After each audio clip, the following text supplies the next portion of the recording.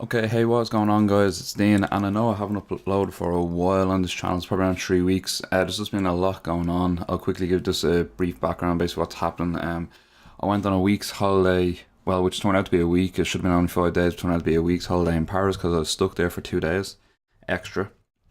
So that happened around just I started around 3 weeks ago, and then when I came back, I actually got a brand new PC that might show off on this channel at some point and show off all the specs and how it runs if people would like to see that. Um, I have everything set up on it now. I have a new monitor, a new keyboard, and everything's working great on it. So from now on, you probably won't be seeing Logic Pro X videos anymore because I only probably got to be using my Mac for Sibelius because I just like the Mac screen, just use all the Sibelius shortcuts. And the rest of the videos will now be on Persona Studio 1, which is a DAW that I've decided to go with on my PC. And when I do my first video on my PC, I'll describe why I've chose Personas and what I think of it and how I'm sort of transitioning. Because there's a little bit of new things to learn, some new shortcuts, but it's going okay so far. So this video today is basically, is it beneficial to use notation software being a composer? So if you can't read music, don't click off this video. It will still be beneficial for you because you might want to learn to read music at some point. So what you are looking at here is Sibelius. So I have Sibelius 7.5, and the project that I have here on screen is a project that I'm working on. I'm currently helping a composer finish off a piano sketch, basically. So I was offered this because I know how to read music and I know how to use Sibelius well. But that isn't the point of this video. A lot of composers tend to orchestrate in Sibelius, but there's kind of an argument saying, are you willing to sort of compose in Sibelius in the first place? I would say yes. I think that composing in Sibelius is actually very, very beneficial and it's very worth doing. Um, Especially if you come from a very theoretical background or a very classical background. Sometimes reading music is actually easier than reading MIDI stems or MIDI data on a DAW. It could be the opposite way. If you haven't been brought up reading music and you can't maybe read the music right here that's on screen, but yet you can read all MIDI data very well. That's fair enough. But orchestration, especially, I find is much easier when you can read music and use a notation software like Sibelius, or many people are now starting to try use Dorico, or some people still use Finale as another notation software.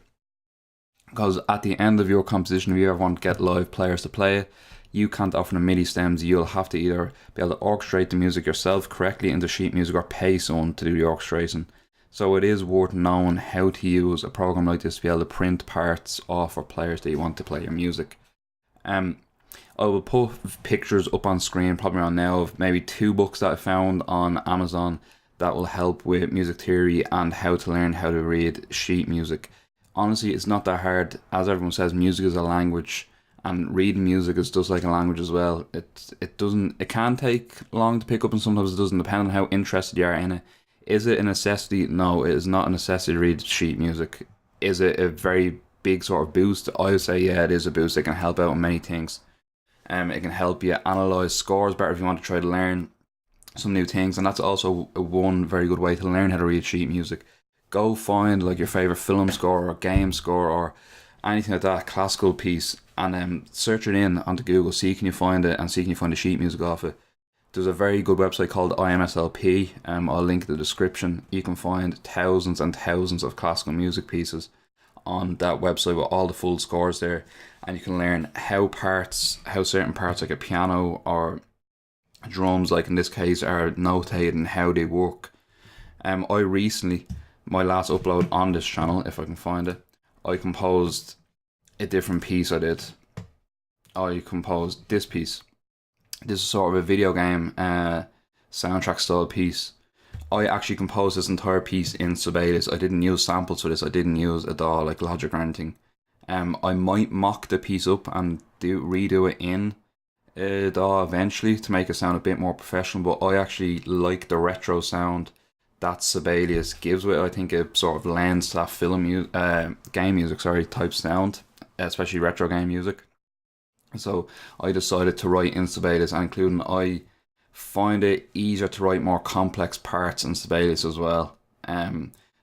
This piece isn't massively complex, but just certain things about it I just find more comfortable writing in Sibelius. Just little runs like that, and how you can make them staccato straight away and switch them straight back to legato without using a key switch patch or using two separate instances of contact in a DAW.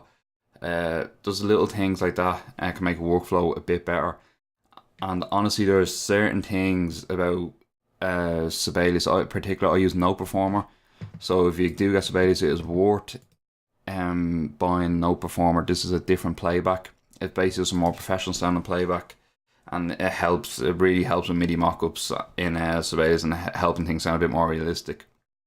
But things like brass lines, like these brass lines here, are fast. Triplet runs are fast, like staccato runs like this. They sound very realistic in this sort of Note Performer style, and they're very clean, which sometimes even the top samples can struggle with.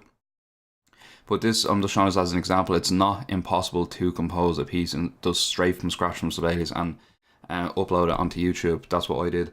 You will get a few people saying, oh, you might need to use better samples or different examples like that, which I did. Some people said, oh, this would sound really good if you mocked it up, but I knew the intention behind this piece. It was to sound a bit more retro, and that's the sound I was looking for through Sibelius, so I could justify not sampling it. So if you do want to give Sibelius a try, I would say go give it a try, or any notation program. And if you can't read music, don't be intimidated by trying one of these programs. Read music can be learned by anyone. It can be difficult, but it depends on how detailed you want to go. This piece that I composed here, it wouldn't take that long to be able to get a grasp of some basic theory and some basic reading music, and just to be able to actually write this piece. It's not that difficult, but yeah, it sounds very effective. As I said, if you want to go listen to it, just listen to my most recent upload. It'll be linked at the end of this video, and you'll be able to hear how this piece sounds. And this is the score that basically goes with this piece. So now if I want this piece to be performed live, I already have it done. I'm ready to go. There might be a few little things that need to be cleaned up in a certain rests, and just clean up the score for live players, but it's basically ready to go, and live players will be able to pick up this piece and play it. So do try Sibelius out. I honestly think it's well worth learning how to use, and try writing a piece, something basic, or try importing some of your MIDI stems into Sibelius and try orchestrating it out, or orchestrating something different, and see how fast you can learn it. As I said, there's been pictures up of some books. If you want to try to learn how to read music, go check out those books. They should help you. If not, just type in videos on YouTube. Videos on YouTube are very helpful on how to read music. You can learn very fast and learn all different clefs, because there's a treble clef, there's a bass clef, and there's also other clefs to read. But honestly, you can learn it if you really want it. Just some simple YouTube videos, or be able to buy a book. So yeah, do give this a try. If you like this video, leave a like, leave a comment on the video for what maybe you'd like to see next. I'm hoping to upload some music soon and some videos on my new PC. This is just a video to really show off this, because I've seen many composers sort of not argue about this, but have many conversations about, is Sibelius worth composing on and what's the benefits of it. Basically my answer is yeah, I think it is worth composing on for certain things, and it's 100% beneficial when it comes to orchestration. So do give it a try. Subscribe to the channel if you're new. I'm getting close to 150 subscribers, so thanks for that, and I'll see you on the next video.